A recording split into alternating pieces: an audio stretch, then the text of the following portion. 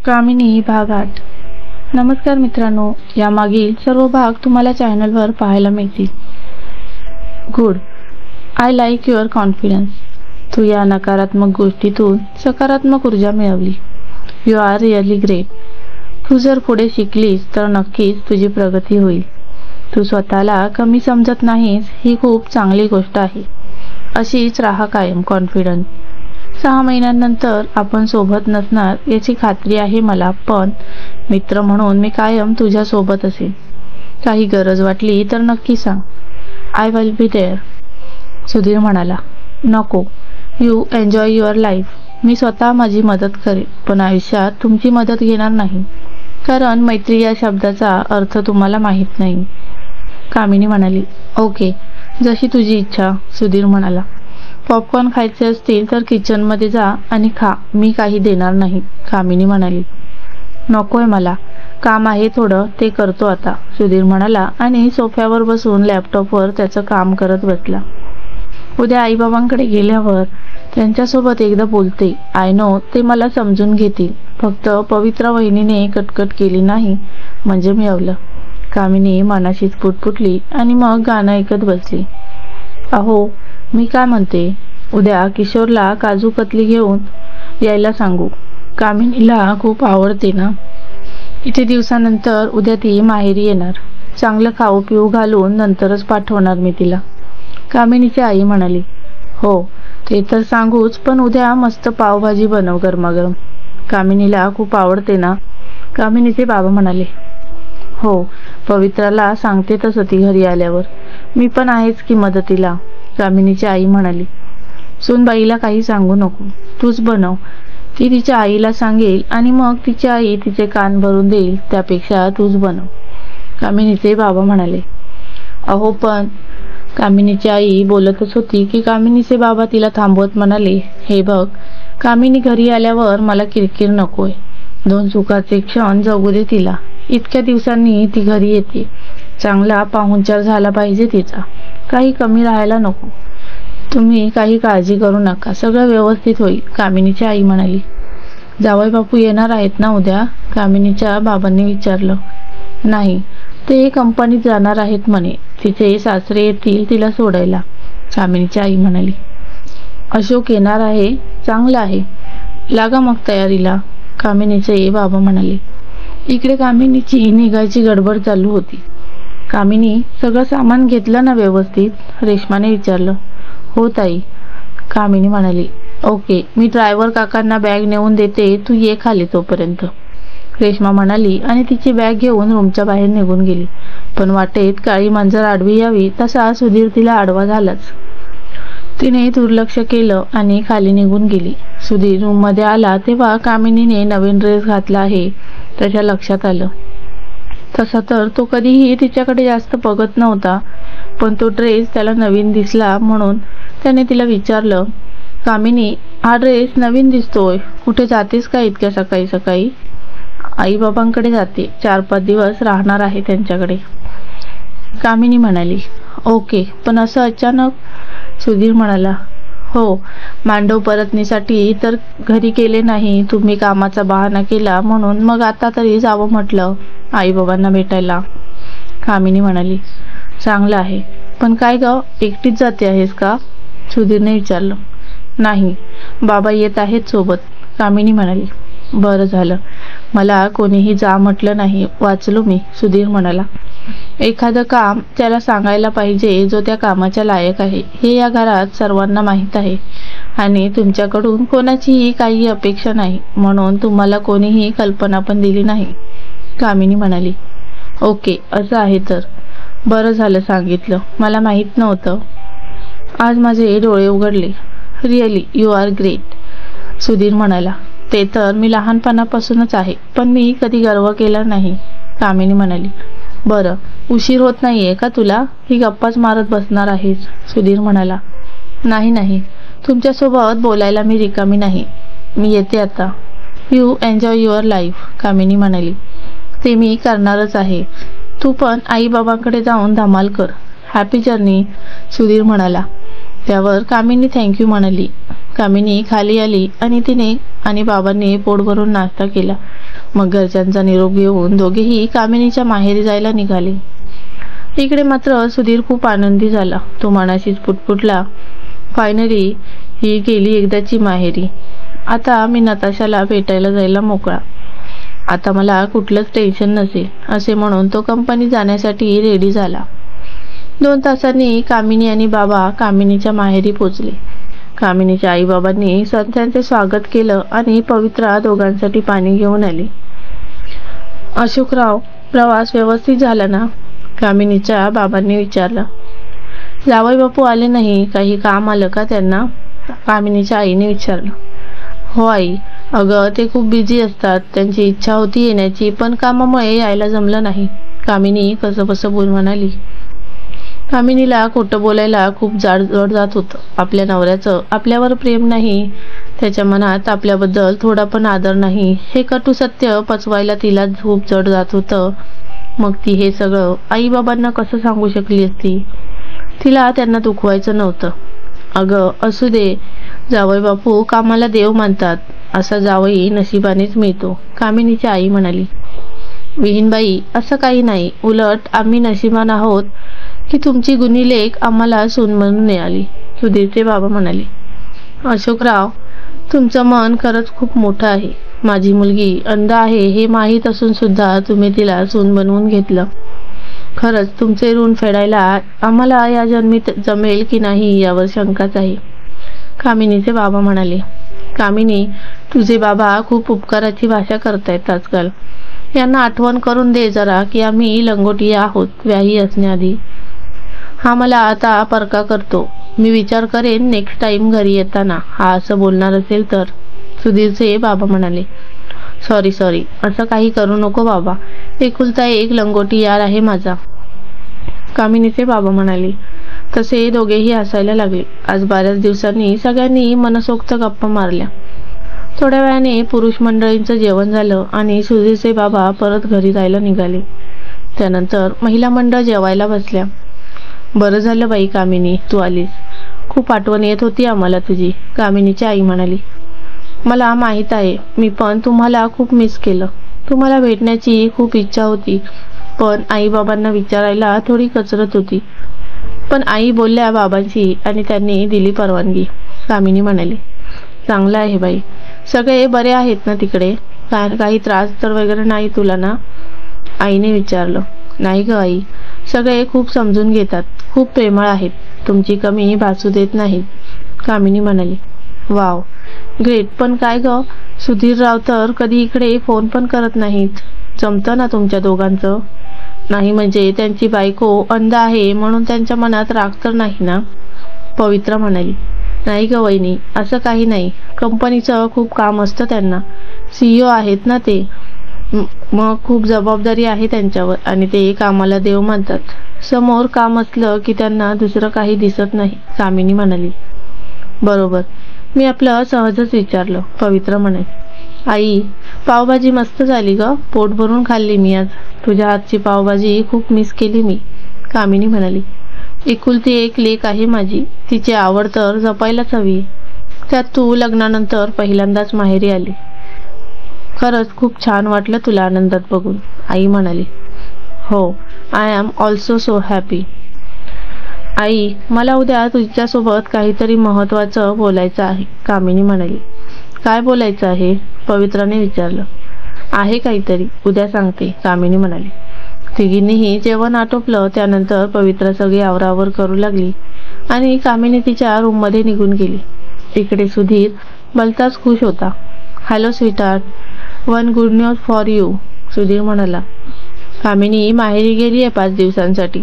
Now we can spend time with each other, Sudhir म्हणाला. Oh that's great, काय मस्त news दिलीस तू, just love you so much, Natasha म्हणाली.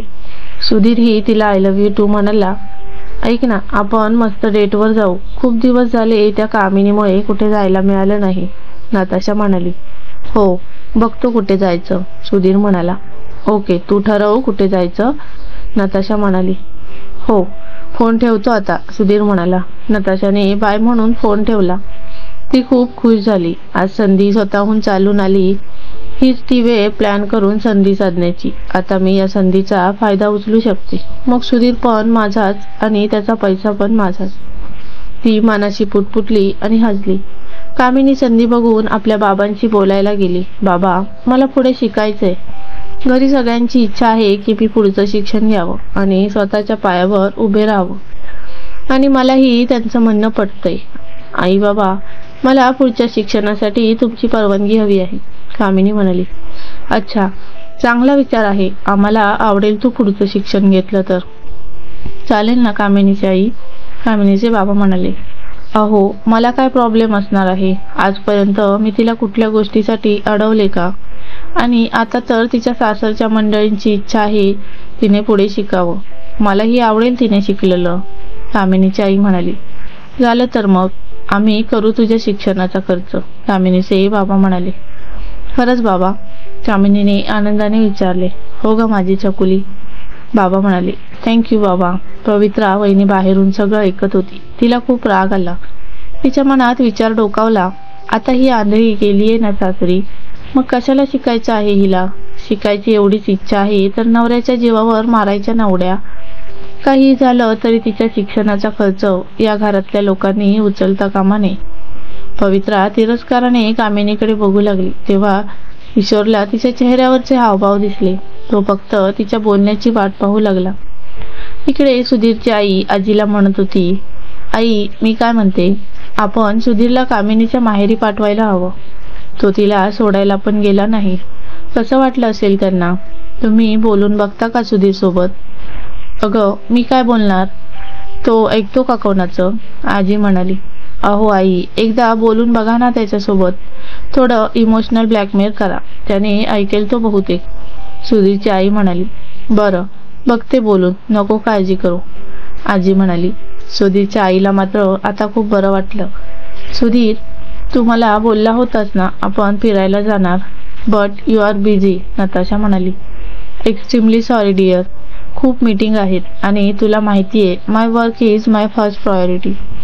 सध्या कामात आहे, नंतर बोलतो. एवढं बोलून सुधीरने फोन ठेवला. त्यानंतर नताशा खूप चिडली. तिला त्याला भेटण्याची संधीच मिळत नव्हती. तिचं नशीबच फुटकं म्हणावं लागेल.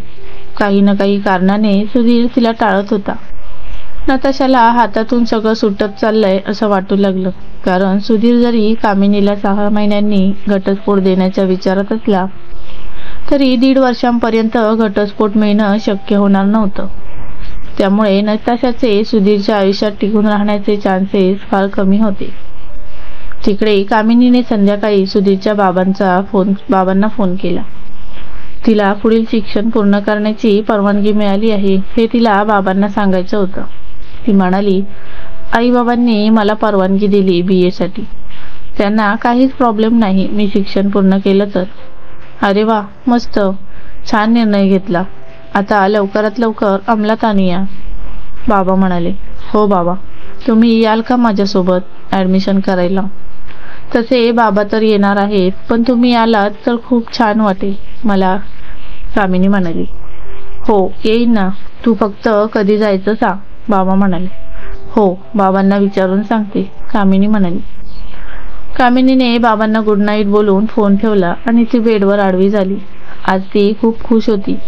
तिला आशेचा एक नवा किरण दिसत होता. ती झोपणारच इतक्यात तिच्या फोनची रिंग वाजली. सुधीरचा फोन होता. अंध व्यक्तींसाठी फोनमध्ये सुविधा केलेली असते. त्यांना फोन सहज हाताळता यावा त्याच्यासाठी कामिनीच्याही फोनमध्ये तशी सेटिंग होती. त्यामुळे सुधीरचा फोन आहे हे तिला कळलं. तिने फोन रिसीव्ह केला. Hello Kamini. Sudhir is here. Sudhir म्हणाला. कळलं मला. कामिनी बोल. बरं, डिस्टर्ब तर नाही केलं ना तुला? सुधीरने विचारलं. नाही. बोला, कसा काय फोन केला? काय काम काढलं माझ्याकडे? कामिनी म्हणाली. काम असं नाही, पण माझ्या मागे खूप काम वाढलंय सध्या, त्यामुळे मायग्रेनचा त्रास होतोय. सुधीर म्हणाला. मेडिसिन घ्या आणि आराम करा ना मग. कामिनी म्हणाली. झोप लागत नाहीये. गाणं म्हणशील का मला झोप यावी म्हणून? सुधीरने विचारलं. म्हणजे मी इतकी बेसुरी गाते का झोप यावी म्हणून गाणं म्हणायला सांगताय मला? कामिनी चिडूनच म्हणाली. अगं तसं नाही, तुझा आवाज खूप छान आहे, ऐकल्यावर मन प्रसन्न होतं अगदी, सुधीर म्हणाला. बरं बरं, मस्का लावू नका आता, कामिनी म्हणाली. मी का लावेन मस्का, आधीच खूप महाग झालाय, सुधीर म्हणाला. सुधीर, तुम्ही खूप स्वार्थी आहात, काम असलं की बरोबर गोड गोड बोलता, कामिनी म्हणाली. तुझा प्रॉब्लेम काय आहे कामिनी, मी नीट बोलतोय तरी तू मला नावं ठेवतेस. आता माणुसकी म्हणून पण तू माझी मदत करणार नाहीस का? नाही म्हणजे तसं काही असेल तर सांग, मग मी यापुढे नाही मागणार तुझ्याकडे मदत. I know I am rude, पण खरंच मनापासून मैत्री केली होती मी तुझ्यासोबत आणि मैत्रीण आहे म्हणून मदत मागतोय तुझ्याकडे. नसेल करायची तर नको करू मदत, मला काहीच प्रॉब्लेम नाही. मुली या अशाच असतात, कधीच मुलांना समजून घेत नाहीत. ती रेश्मा एक तशी, नताशा आणि एक तू आहेस की टोमणे मारत असतेस फक्त, सुधीर म्हणाला. तुम्ही तर एवढ्यातच कंटाळलात, कामिनी हसून म्हणाली. नाहीतर काय. असो, तू म्हणणार आहेस का गाणं, सुधीरने विचारलं. म्हणू का, कामिनी चिडवत म्हणाली. कामिनी, सुधीर चिडून म्हणाला. चिडका बोंबील, चिडू नका, म्हणते गाणं ऐका हा, कामिनी म्हणाली. हो म्हण, सुधीर म्हणाला आणि बेडवर पालथा झोपला. कामिनी निंबोनीच्या झाडामागे गाणं म्हणू लागली. गाणं म्हणता म्हणता हसायला लागली. खरं तर सुधीरने त्याच्या आईला अंगाई गीत म्हणायला लावायला पाहिजे होतं, पण त्याने कामिनीला गाणं म्हणायला सांगितलं. आज माझ्या पाडसाला झोप का गं येत नाही, या ओळीवर तिला जास्त हसू आलं. ती वेड्यासारखी हसत होती. सुधीरला आश्चर्यच वाटलं. कामिनी, तुला वेड लागले का, किती हसतेस, सुधीर म्हणाला. हसू नको तर काय करू, आजपर्यंत कधी अंगाई म्हटली नाही मी, आणि आता तुमच्यासाठी म्हणते, मला हसू येते. तुम्ही बायकोला सांगताय अंगाई गीत म्हणायला, हाऊ फनी, कामिनी हसू आवरत म्हणाली. अगं मग काय झालं, दुसरं गाणं म्हण कोणतं तरी. कामिनी, प्लीज हसू नको, मला झोपेची खूप गरज आहे, please try to understand, Sudhir विनंती करत म्हणाला. सॉरी सॉरी, झोपा तुम्ही, कामिनी म्हणाली आणि तिने दुसरं गाणं म्हणायला सुरुवात केली. थोड्याच वेळात सुधीरला गाढ झोप लागली. त्याचा आवाज काही येईना, झोपले वाटतं, कामिनी मनाशी म्हणाली आणि तिने फोन कट केला आणि तीही झोपी गेली. 4 दिवसांनंतर कामिनी आपल्या सासरी परत आली. दुसऱ्या दिवशी तिच्या कॉलेजला जाण्याचा पहिला दिवस होता. तिने सकाळी उठून आवरायला घेतलं. सुधीरला बाबांनी सक्त ताकीद दिली होती की त्याने तिला कॉलेजमध्ये सोडायचं.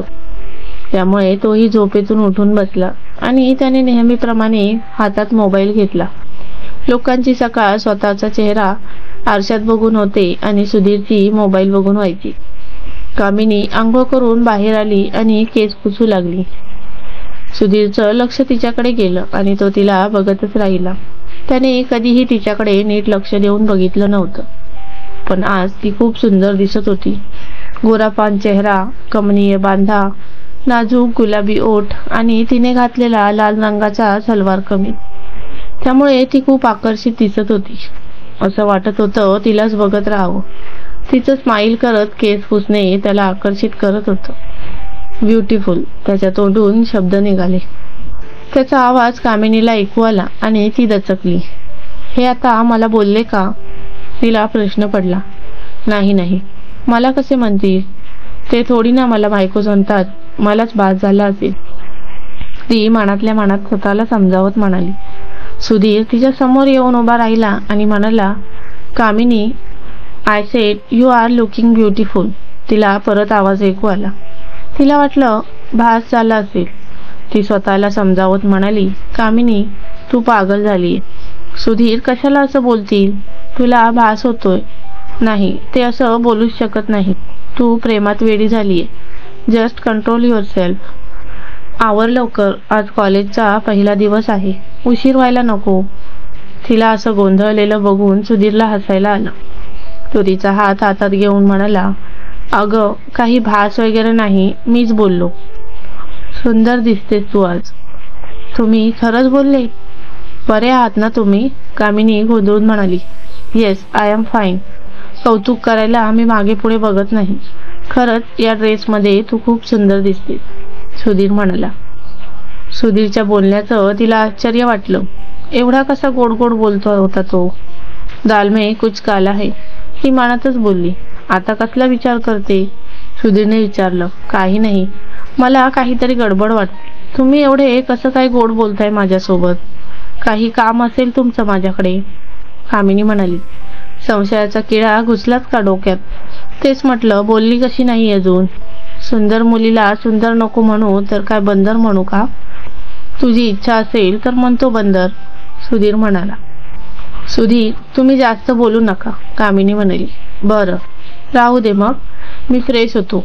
तू आवर पटकन, नाश्ता करून निघायचा आहे, सुधीर म्हणाला आणि बाथरूममध्ये निघून गेला. मित्रांनो, आजचा भाग कसा वाटला कमेंट करून नक्की सांगा आणि आवडला असेल तर व्हिडिओला लाईक आणि शेअर करायला विसरू नका. या कथेचे पुढचे भागही खूप इंटरेस्टिंग असणार आहेत, त्यामुळे चॅनलला आता सबस्क्राईब करून बेल आयकॉनचे बटन ऑलवर सेट करा, जेणेकरून माझ्या व्हिडिओचे नोटिफिकेशन तुम्हाला सर्वात पहिलं मिळेल. या कथेचा पुढचा भागही लवकरात लवकर आणण्याचा मी नक्कीच प्रयत्न करेन. धन्यवाद.